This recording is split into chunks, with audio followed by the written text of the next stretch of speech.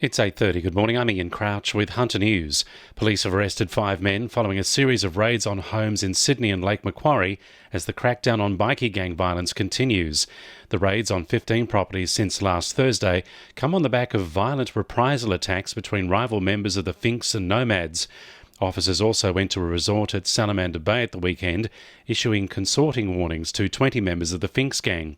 Detective Acting Superintendent John Walkie says firearms, ammunition, drugs and cash were seized during the raids. Illegal firearms in the possession of outlaw motorcycle gangs does represent a great danger to the public, and it is clearly being a successful strategy employed by the New South Wales Police. Following on from this operation, police will continue to target outlaw motorcycle gangs in this region and throughout New South Wales with a view to stemming criminal activities of those organisations. A family who lost everything in a devastating house fire at East Maitland is facing a bleak future.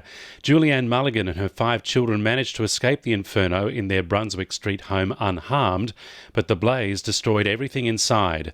Relative Will Frost has told NBN the family is trying to pick up the pieces and find somewhere else to live. They're very upset at the moment. They've lost everything. 3 of the children are at their grandmothers and the other 2 children are at their aunties. At this point, they're trying to get accommodation because they've got no accommodation. Basically, what they're wearing is probably what they have. Lake Macquarie Council has decided how it will spend the proceeds from the sale of community-owned land at Windale and Bennett's Green. The land sales netted almost $10 million. The money would be pumped back into community infrastructure, with a $2.9 million upgrade plan for the Windale Library and almost $3 million going towards the extension of Moneybung Road. A recent incident involving a Hunter mother and her premature baby has highlighted staff shortages in the statewide newborn and paediatric emergency transport service. The New South Wales Health-funded service operates 24 hours a day, 7 days a week. However, the vital work they do may be hindered if it's not fully staffed at all times. Wallsend MP Sonia Hornery says the service can be of great importance for families with children. Some people may not be aware of what they do.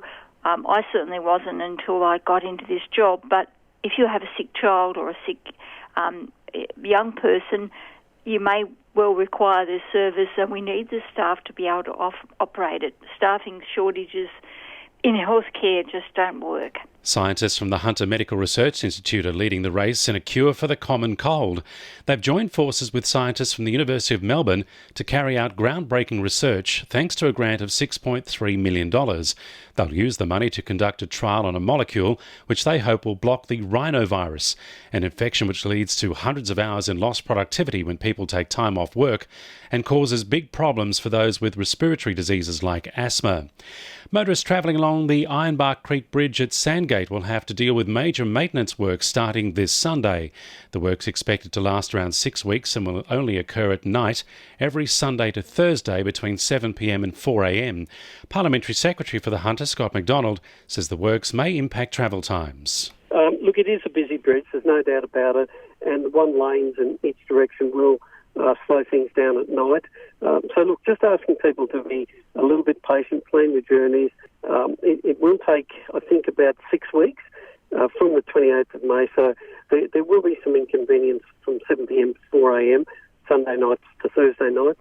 Sport for our sponsor, PRD Nationwide East Maitland. Dane Gagai will remain a Knight for the rest of 2017, despite confirming he's set to make the move to the Rabbitohs for 2018 and beyond.